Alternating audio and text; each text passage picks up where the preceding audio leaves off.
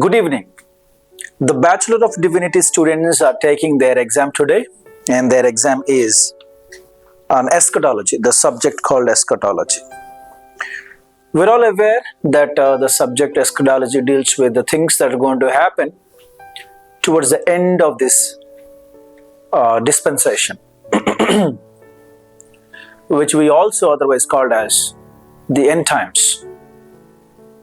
But the eschatology that we have discussed during the semester, last semester, for BD, Bachelor of Divinity students, is all about the biblical covenants, the study about the biblical covenants.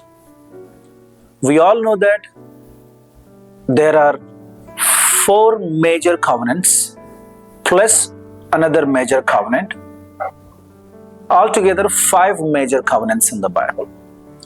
If you've ever heard about, so the only 2 covenants that we thought exist, or we all know exist, are like Old Testament and New Testament, like Old Covenant and New Covenant.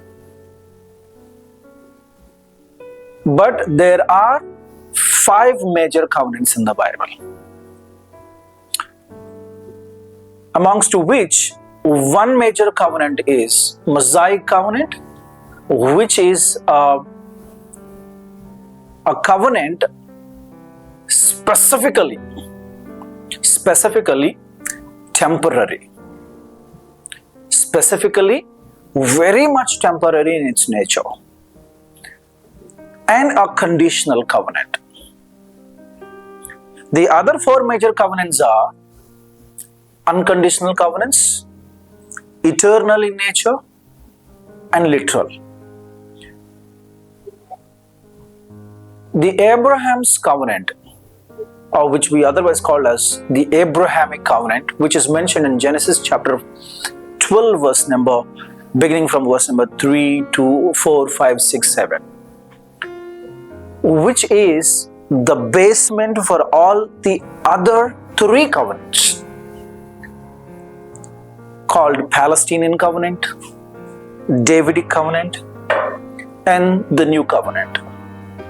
So these 4 major covenants are unconditional, eternal, and literal.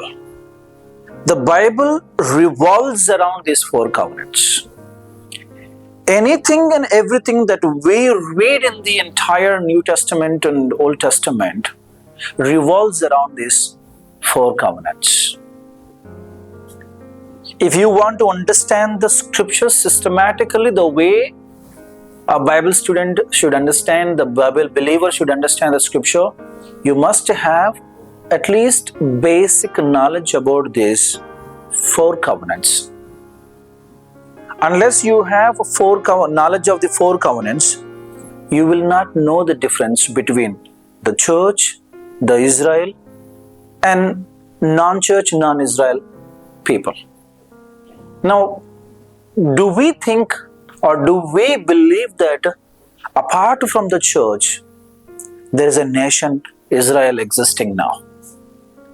Apart from the Gentiles, you have church now, you have Gentiles, and you have the nation called Israel.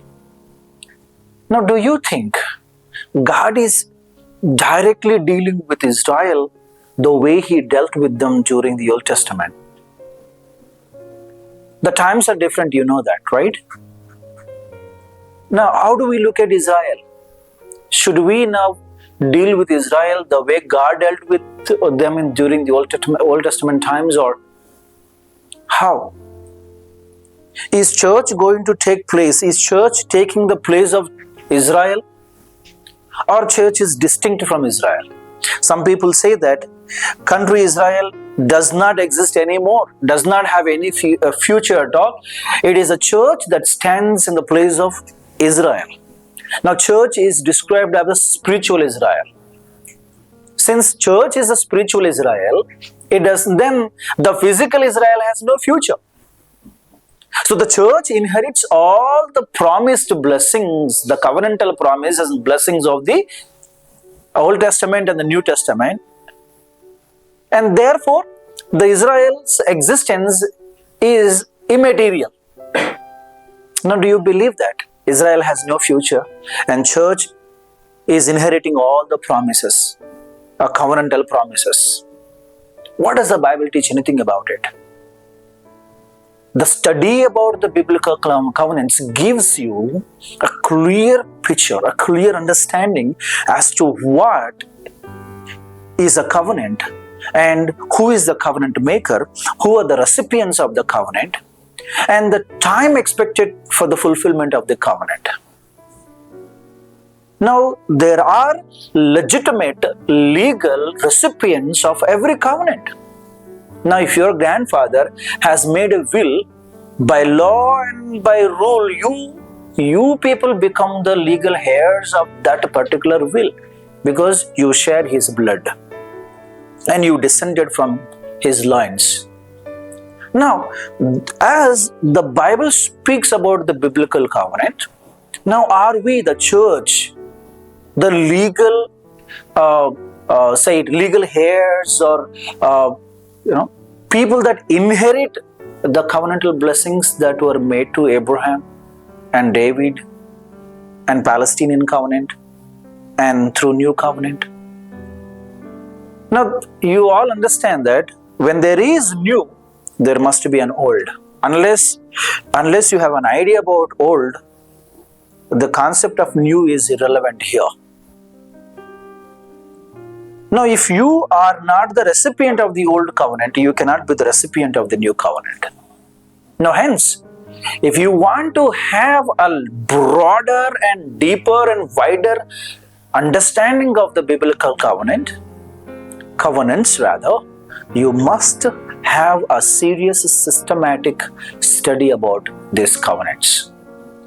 And Goodness Bible College and Seminary gives you that platform where you can come, sit and learn things systematically, be educated in the very Bible that you have in your hands and goes around holding it all the way.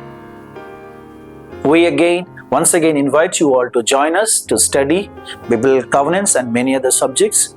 The new batch begins January 6th, 2025. We invite you all to enroll yourselves and register early before the seats run out.